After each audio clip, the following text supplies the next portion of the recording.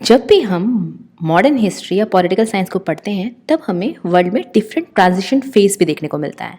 और उसी ट्रांजिशन का रिजल्ट ये रहा कि हमें कई नई फिलॉसफी देखने को मिली, नई आइडियोलॉजी देखने को मिली, जिसमें मॉडर्निज्म भी एक फिलॉसफी रही है, जिसका एमर्जेंस हमें वेस्टर्न सोसाइटी के ट्रांसफॉर्मेशन के समय देखने को मिलता है। तो हेलो फ्रेंड्स, मैं हूं रश्मि और आप देख रहे हैं पॉलिटिकल साइंस इन 10 मिनट्स, जहां मैं आपको पॉलिटिकल साइंस के कॉम्प्लेक्स कॉन्सेप्ट्स को बहुत ही ईजिली समझाने वाली हूं। तो आइए समझते हैं मॉडर्निज्म को।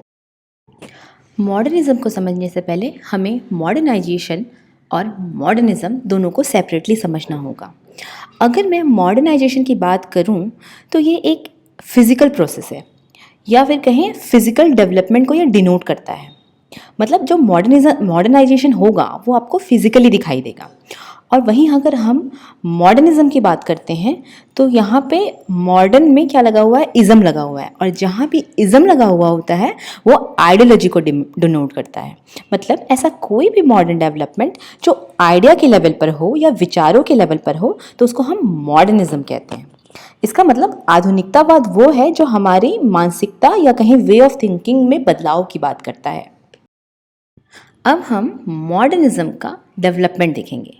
जैसा कि हम जानते हैं 14th-15th सेंचुरी के बाद वर्ल्ड में डिफरेंट चेंजेस आ रहे थे और मॉडर्नाइजेशन जो था वो हमें देखने को मिल रहा था। मतलब मॉडर्न एजुकेशन सिस्टम का विकास हो रहा था, प्रिंट मीडिया मतलब प्रिंटिंग प्रेस वगैरह भी वर्ल्ड में तब तक आ चुका था, और इसका रिजल्ट ये हो रहा था कि लोगों में एजुकेशन, अवेयरनेस और साइंटिफिक नॉलेज बढ़ रहा था, जिसने साइंस और टेक्नोलॉजी को जन्म दिया। और साइंस और टेक्नोलॉजी के आने के बाद इंडस्ट्रियलाइजेशन होता है, ठीक है। और यही जो प्रोसेस होता है उसी को ही हम मॉडर्नाइजेशन कहते हैं।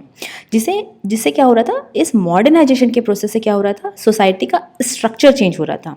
और इस स्ट्रक्चर के चेंज होने से लोगों के, यही स्ट्रक्चर का जो चेंज था, स्ट्रक्चरल चेंज था, उसका इम्पैक्ट हमें लोगों के आइडियाज़ में देखने को मिला, जिसे हम मॉडर्निज्म कहते हैं। अब आइए हम मॉडर्निज्म को डिटेल में समझते हैं।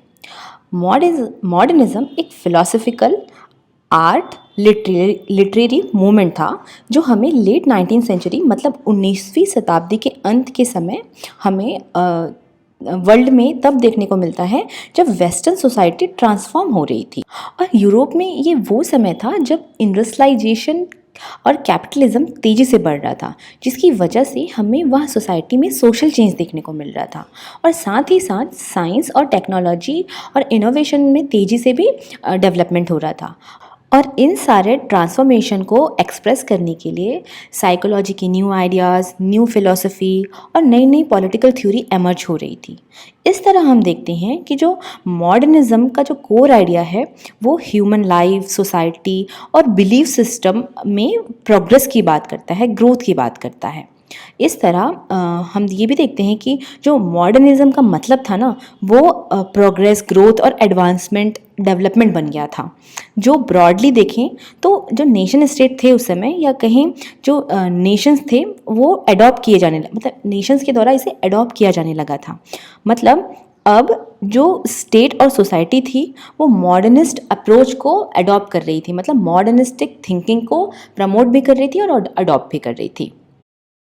अगर मॉडर्निज्म का इम्पैक्ट देखें तो प्राइमरली हमें ये art, architecture, literature, philosophy, social organization, activities और डेली लाइफ और साइंस में भी दिखाई देता है। मतलब ये सारे एस्पेक्ट में हमें मॉडर्निज्म का इम्पैक्ट वाइडली दिखाई देता है। इस तरह हम ये भी कह सकते हैं कि जो मॉडर्निज्म था वो आर्ट में, म्यूज़िक में, लिटरेचर में, साइंस में एक रिफॉर्मिंग मूवमेंट था, जिसने ब्रॉड लेवल पर सोसाइटी में चेंज लाया और जो लाइफ के हर एस्पेक्ट में री एग्जामिनेशन की बात करता था और एक प्रोग्रेसिव आइडिया के साथ न्यू गोल फाइंड करने की बात करता था।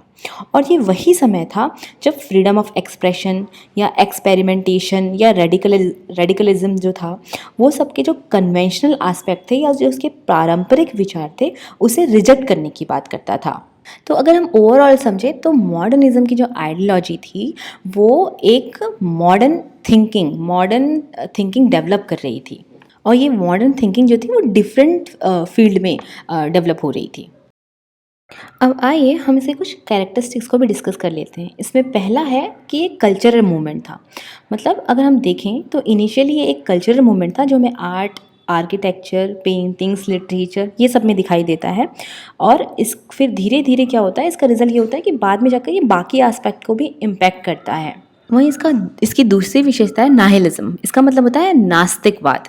मतलब ये जो है वो रिलीजन को एक्सेप्ट नहीं करता था।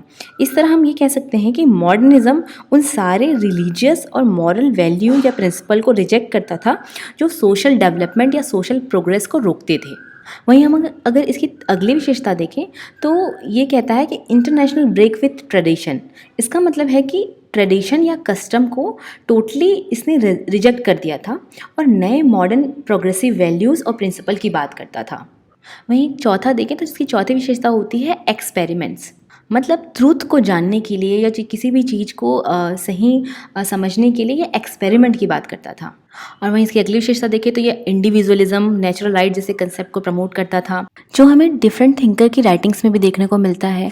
और इसी प्रकार ये जो इंडिविजुअलिज्म का जो कंसेप्ट था यही वर्ल्ड में लिबरलिज्म को भी प्रमोट करता है।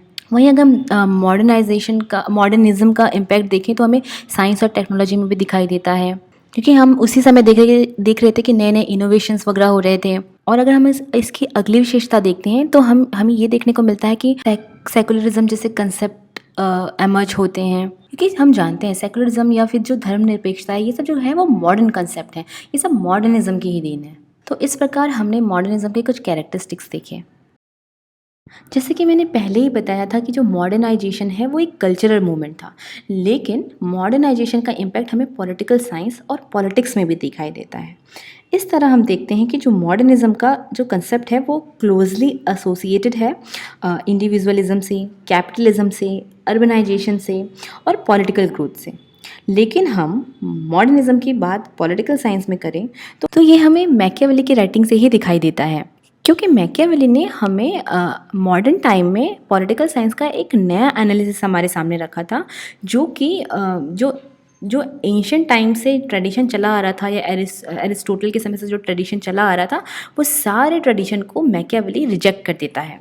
वहीं अगर मैं 16th सेंचुरी में बात करूं तो ये हमें हॉब्स और लॉक जैसे थिंकर की राइटिंग में भी हमें ये दिखाई देता है, क्योंकि हॉब्स जो है वो साइंटिफिक स्टडी की बात करता है। मतलब हॉब्स ने ये साइंटिफिकली प्रूव किया कि किस तरह जो ह्यूमन नेचर होता है वो स्टेट ऑफ नेचर को डिसाइड करता है। वहीं अगर मैं लॉक की बात करूं तो वो ह्यूमन को एक रैशनल क्रिएचर मानता है और फिर यहीं से हमें इंडिविजुअलिज्म, लिबरलिज्म जैसे मॉडर्न कंसेप्ट का ओरिजिन दिखाई देता है। और इस तरह हम अगर देखें समय के साथ हमें इस मॉडर्नाइजेशन के प्रोसेस में या मॉडर्निज्म में हमें नेशनलिज्म की आइडियोलॉजी देखने को मिलती है, मार्क्सिज्म जैसे आइडियोलॉजी देखने को मिलती है, जिसके डेवलपमेंट में मॉडर्निज्म का ही इम्पैक्ट था। और अगर मैं डेमोक्रेसी की बात करूं तो ये भी मॉडर्निज्म का ही रिजल्ट था। मतलब मॉडर्नाइजेशन के थ्रू जो मॉडर्निज्म आया उसमें डिफरेंट कंसेप्ट आए, इक्वलिटी, लिबर्टी, फैटर्निटी, ये सब का जो कंसेप्ट आया उसने कहीं ना कहीं डेमोक्रेसी जैसे कंसेप्ट को एमर्ज किया। इस तरह हमने मॉडर्निज्म को डिटेल में समझा, जो हमें 19th सेंचुरी या लेट 19th सेंचुरी और 20th सेंचुरी के बीच में दिखाई देता है। पर यही मॉडर्निज्म वर्ल्ड में पोस्ट मॉडर्निज्म की आइडियोलॉजी के एमरजेंस का कारण भी बना, जो हमें लेट 20th सेंचुरी के से प्रेजेंट तक दिखाई देता है, जिसकी चर्चा हम अपने नेक्स्ट वीडियो में डिटेल से करेंगे।